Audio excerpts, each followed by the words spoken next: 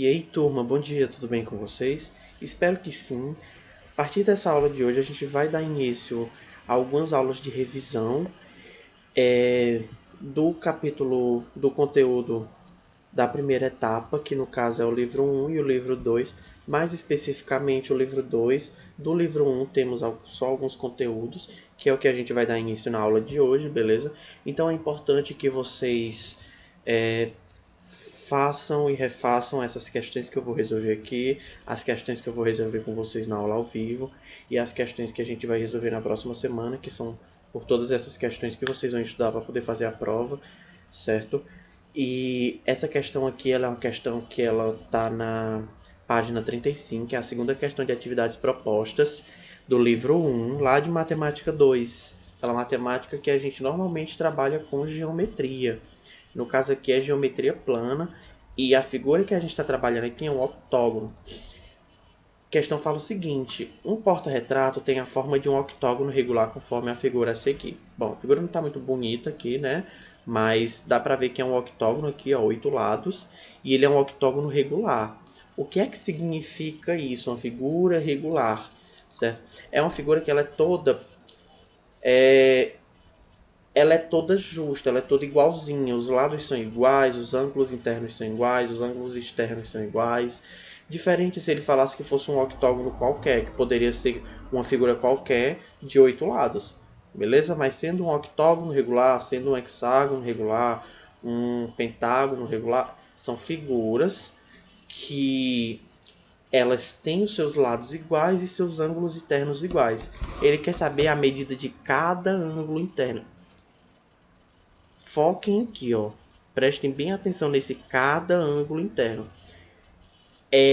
Eu poderia ter aqui duas perguntas. Por exemplo, a medida da soma dos ângulos internos, a medida de cada ângulo externo, certo? No caso, sendo cada ângulo interno, nós vamos ter que saber quanto que é a medida dos ângulos internos dessa figura, beleza? Para aí depois a gente conseguir calcular a medida de cada um deles só fazendo uma divisão, certo? Caso vocês não lembrem, o cálculo da soma dos ângulos internos de um polígono é dado pela seguinte fórmula: a soma dos ângulos internos de um polígono é igual a n menos 2 que multiplica 180. E aí o que é que significa esse n menos 2 que multiplica 180? Bom, muito provavelmente eu já falei para vocês em sala de aula que esse n menos 2 aqui é o número de triângulos que a gente consegue formar na figura, beleza? Por exemplo, vamos imaginar um quadrado. Quantos triângulos eu consigo formar nesse quadrado? Bom, eu tenho aqui que ele tem 4 lados. E aí, traçando as suas diagonais,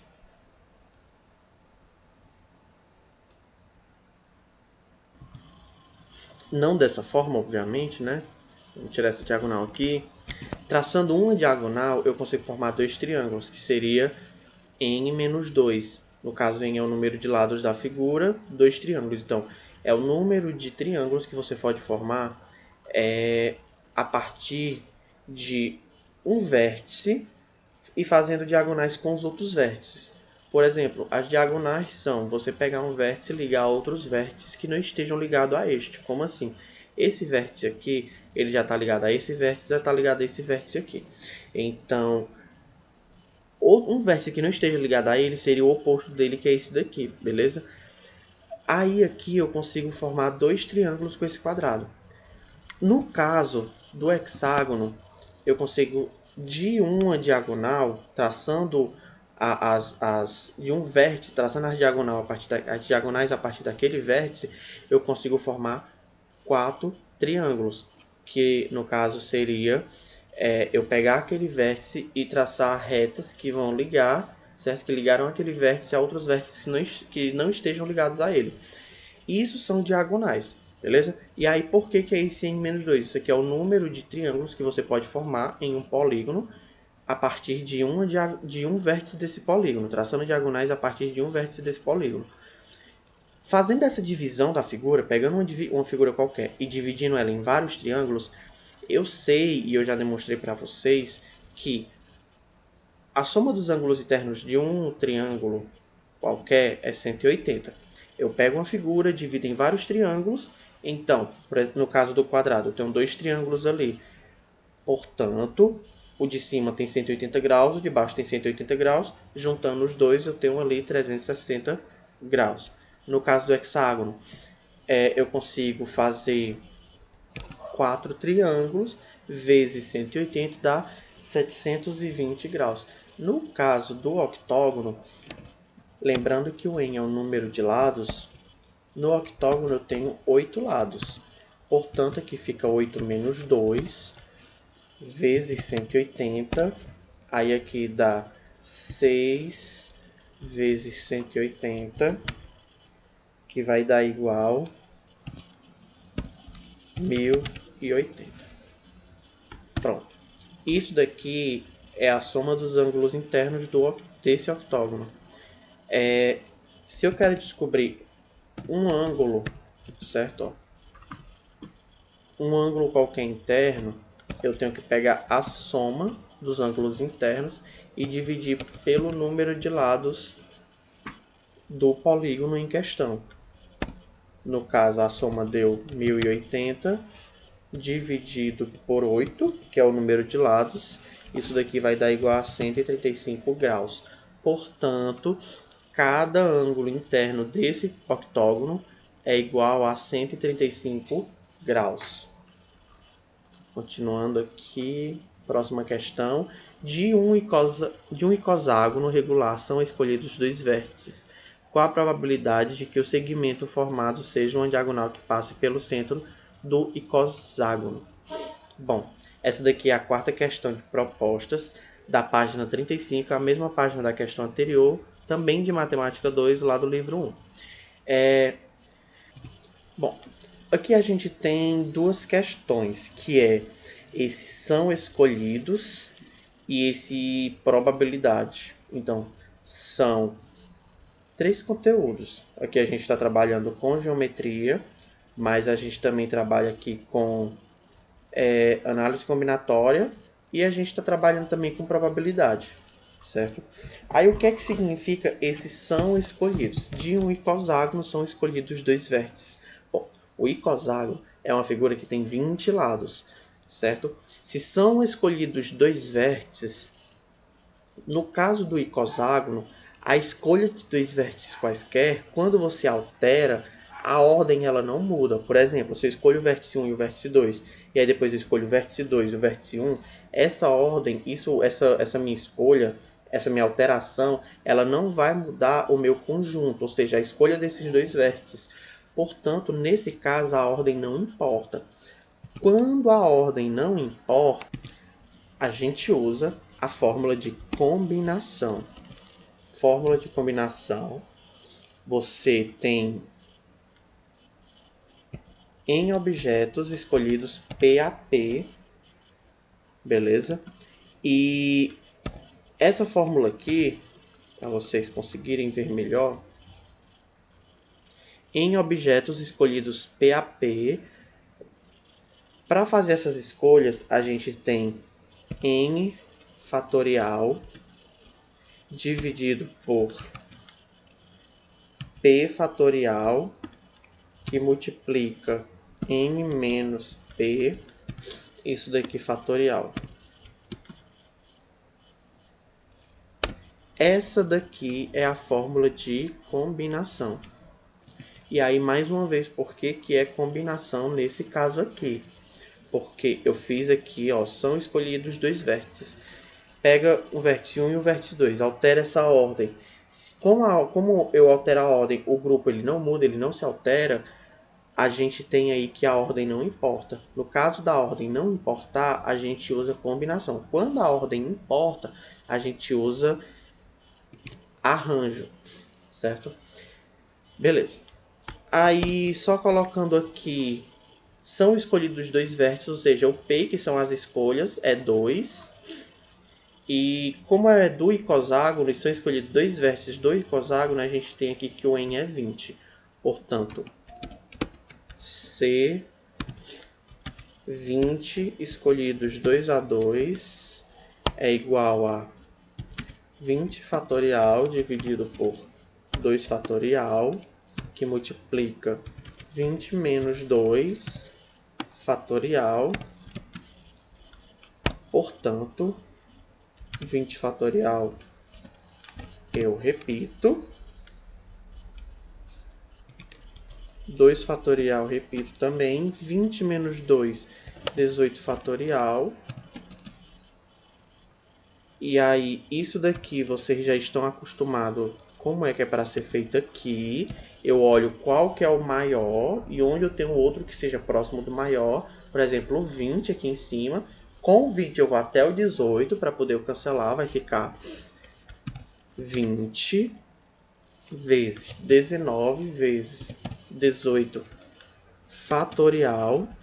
Isso daqui tudo dividido por 2 fatorial vezes 18 fatorial.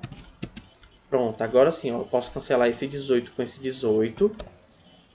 Em cima eu tenho 20 vezes 19. E embaixo eu tenho 2 fatorial, que dá 2. 20 dividido por 2 dá 10. E 10 vezes 19 dá 190. Beleza.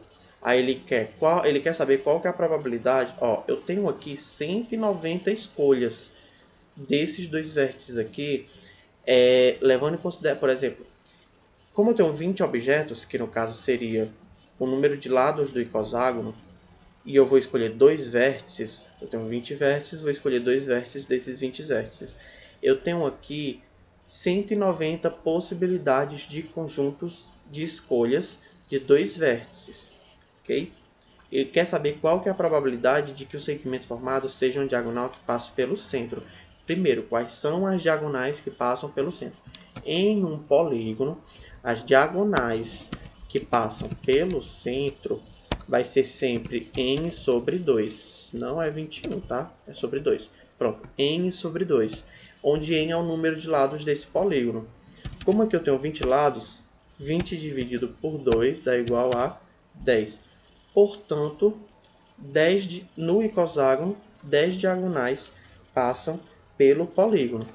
Bom, como eu quero saber qual que é a probabilidade da diagonal passar pelo centro e eu tenho 190 possibilidades de escolha e uma diagonal ela é formada por dois vértices, para eu saber a probabilidade desse evento A acontecer, eu vou colocar o número de elementos do meu A dividido pelo número de elementos do meu espaço amostral. O meu evento A ele tem 10 elementos, porque eu quero que a diagonal passe pelo centro. E o meu espaço amostral é 190. Então, é 190 dividido por 10 dividido por 190. Simplificando os zeros aqui, eu tenho 1 sobre 19. Portanto, o nosso item correto é o item B. Ok? Vamos aqui para a nossa próxima questão. Essa questão é a questão de sala da página 55 de Matemática 3 e ela é uma questão lá do livro 1. A questão diz o seguinte: um foguete foi lançado do marco zero de uma estação e após alguns segundos atingiu a posição 667 no espaço. Conforme a figura, as distâncias são medidas em quilômetros. Considerando que o foguete continuou sua trajetória, mas se deslocou 2 km para frente na direção do eixo X, 3 km para trás na direção do eixo Y e 11 km para frente na direção do eixo Z. Então o foguete atingiu. Bom, eu sei que ele está aqui na posição 6, 6, 7. Lembrando, aqui eu tenho um plano R3, certo? Eu tenho um plano R3. Então, eu tenho 3 coordenadas, x, y, z. Como ele se deslocou para frente na posição do eixo x, aqui no lugar do eixo x, eu vou ter 6 mais 2, porque ele foi para frente, então dá 8. Como ele se deslocou para trás, 3 km para trás, na direção do eixo Y, o 6 menos 3 dá 3. Então, aqui é 8, 3. E 11 km para frente, na direção do eixo Z, o 7 aqui, certo? Então, eu vou ter que a nova posição do foguete vai ser 6 mais 2, 6 menos 3 e 7 mais 11. Isso daqui vai me dar uma posição 8, 3, 18, que é justamente o meu item B. Ok? Questãozinha simples. Também é uma questão do Enem. A questão passada também era uma questão do Enem. Beleza? Vamos aqui para a nossa próxima questão agora. Bom, próxima questão é a questão da página 56. É a quarta questão de sala, de matemática 3, também lá do livro 1. Ela tem a mesma ideia da questão passada, só que a diferença aqui é que a gente tem que interpretar o plano cartesiano, certo? O R2. Na passada era o R3, essa daqui é o R2. E a ideia dessas questões aqui, ambas são questões do Enem, a ideia dessas questões aqui é medir o tanto que o aluno conhece, o tanto que ele sabe interpretar do plano cartesiano, do plano R3, foi ótimo, do espaço R3, certo? E essa questão ela diz o seguinte: para criar um logotipo, um profissional da área de design gráfico deseja construí-lo utilizando um conjunto de pontos do plano na forma de um triângulo, exatamente como mostra a imagem. Beleza. Para construir tal imagem, utilizando uma ferramenta gráfica, será necessário escrever algebricamente o conjunto que representa os pontos desse gráfico. Bom, esse conjunto é dado pelos pares ordenados x e y pertencentes ao n. Isso aqui é o n2, certo? Tais como... Bom, ele quer saber qual que é o comportamento do x e y nesse esquemazinho aqui, desse logotipo aqui. E aí aqui nós temos 3 observações importantes. Primeira observação é que o x ele tem que variar, certo? Para construir o conjunto, o x ele tem que variar de 0. Tem um pontinho bem aqui. Se vocês conseguem ver direito, tem um pontinho bem aqui na origem. E tem o máximo aqui, é o 10. Todos os pontos que variam em x, eles sempre vão de 0 a 10. Então, o nosso primeiro ponto aqui é o x ele é sempre maior ou igual a 0 e menor ou igual a 10. E da mesma forma que acontece isso para o x, também acontece para o y, porque aqui eu tenho y igual a 0, y entre 0 e 10, y entre 0 e 10 até o y igual a 10. Então, o segundo ponto importante também que a gente deve analisar é que o y ele também é maior ou igual a 0 e menor ou igual a 10. E aí agora a gente só tem que observar qual que é o comportamento do y com relação ao x.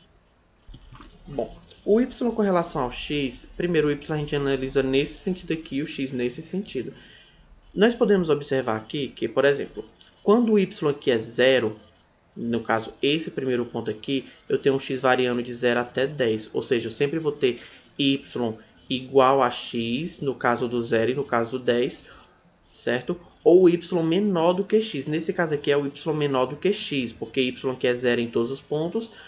Ele vai ser igual a x quando for o 0, e aí ele vai ser menor a x quando ele começar a crescer, quando o x começar a crescer aqui. Por exemplo, quando o x for 10, o y continua sendo 0, então o y é menor do que x.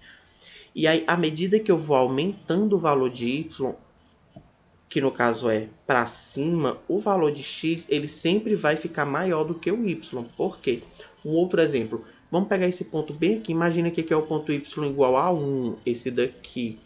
Eu não tenho aqui um zero, beleza? Mas eu tenho aqui, por exemplo, y igual a 1, x igual a 1. O y é igual a x.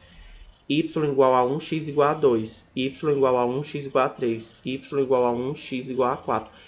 Nesse caso aqui, o y também ele vai ser menor ou igual ao x, porque ele começa bem aqui no 1, certo? E o x também começa no 1, então o y é igual ao x. Só que aqui o x, analisando o gráfico, que a gente analisa nesse sentido aqui, que vocês estão vendo o mouse passando, o y ele vai se manter, certo? Ele vai se manter constante aqui em cada uma dessas retas aqui que a gente pode traçar vendo esses pontos, mas o x ele continua crescendo. Então, o que é que a gente pode concluir disso daqui? É que o y ele é sempre menor ou igual ao x. E esse daqui é o nosso terceiro ponto. Beleza? Bom, o que é que a gente pode concluir dessas três coisas? X e y ambos são maiores ou iguais a zero. Então, tanto o x quanto o y são maiores ou iguais a zero.